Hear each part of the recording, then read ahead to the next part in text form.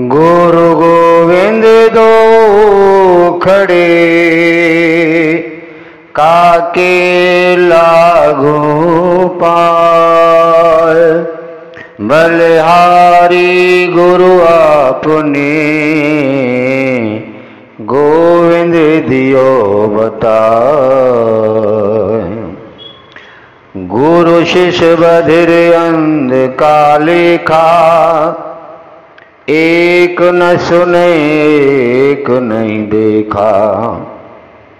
हरई शेष धन शोक न हरई, सो गुर घोर नरक मह परई।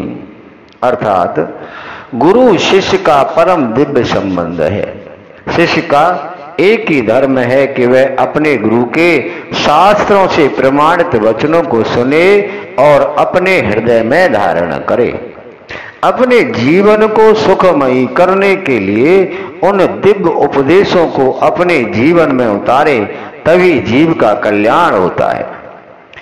बदरों की भांति अनसुना न करे। जो शिष्य केवल नाम मात्र को गुरु नाम लिए बैठे हैं, वह अपने भले की कामना न करें, क्योंकि दवा के गुण स्वभाव को जान लेने से शरीर की बीमारी ठीक नहीं होती है। अतः औषधि ग्रहण करने पर ही रोगी ठीक होता है। उसी भांति गुरु संत शास्त्रों के उपदेश को आचरण में लाना चाहिए, तभी कल्याण होगा, अन्यथा नरकों में पड़ने की तैयारी कर लेनी चाहिए। वैसे ही गुरु की आंखें खुली होनी चाहिए। वह देखता रहे कि कहीं शिष्य अपराध करके तो धन अर्जित नहीं कर रहा है। जिन गुरुओं का ध्यान केवल शिष्य के धन पर रहता है, शिष्य के दुख दर्द पीड़ा से कोई मतलब नहीं है, वह यह भी नहीं सोचता है कि शिष्य का धन धर्म का है या धर्म का, वह निश्चित नरक की तैयारी कर ले। लोभी गुरु लालची चेला, होय नरक में ठेलम ठेला। पूर्व समय में नारद जी का कोई गुरु नहीं था। वह एक समय बैकुंठ धाम गए तो माता लक्ष्मी ने जहां नारद जी बैठे थे उस जगह का लेपन कर दिया। तो नारद जी कहने लगे, माता ऐसा क्यों किया? तब माता लक्ष्मी ने कहा, बेटा तू निगुरा है।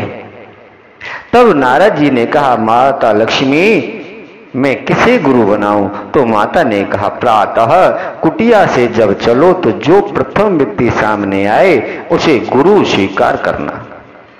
नारद जी ने वैसा ही किया। जैसे ही सुबह कुटिया से निकले तो एक मछली पकड़ने वाला रास्ते में मिला। नारद जी ने उन्हें गुरु स्वीकार कर लिया, लेकिन नाक सुगेड़ते हुए उनके मन में विचार आया कि गुरु तो मिला लेकिन मछुआरा मिला। इसी अपराध के कारण नारद जी को 84 लाख योनियों में जन्म लेने का श्राप प्राप्त हुआ। प्रियजन, जब पुनः बैकुंठ गए तो माता लक्ष्मी कहने लगी कि हे नारद, तुमने गुरु का अपमान रूपी अपराध किया है, सो तुम्हें 84 लाख योनियां भोगनी पड़ेंगी।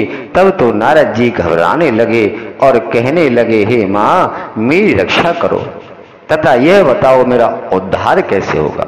माता लक्ष्मी कहने लगी, अब तुम्हें अपने गुरु के पास ही जाना होगा, वही कोई उपाय बताएंगे। नारद जी दूसरे दिन उसी मार्ग में खड़े हो गए।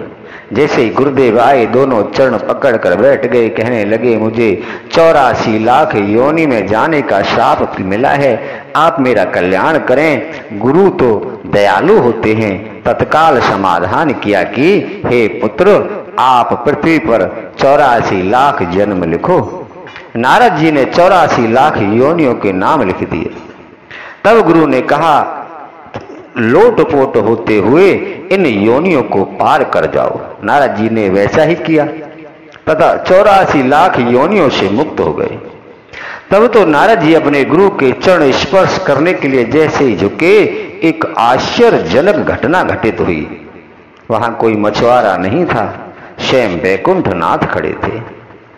अतः श्री नारद जी ने एक ही शरीर में गुरु और भगवान दोनों के दर्शन किए थे। श्री कृष्णम वंदे जगत गुरु, श्री कृष्ण ही जगत में गुरु रूप से व्याप्त हैं।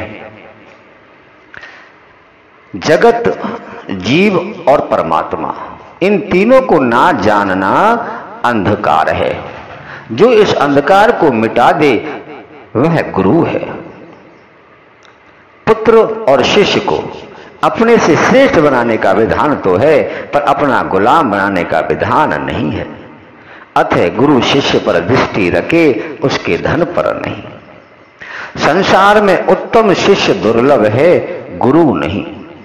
संसार में उत्तम सेवक दुर्लभ है, सेव्य नहीं। संसार में उत्तम जिज्ञासु दुर्लभ है, ज्ञानी नहीं।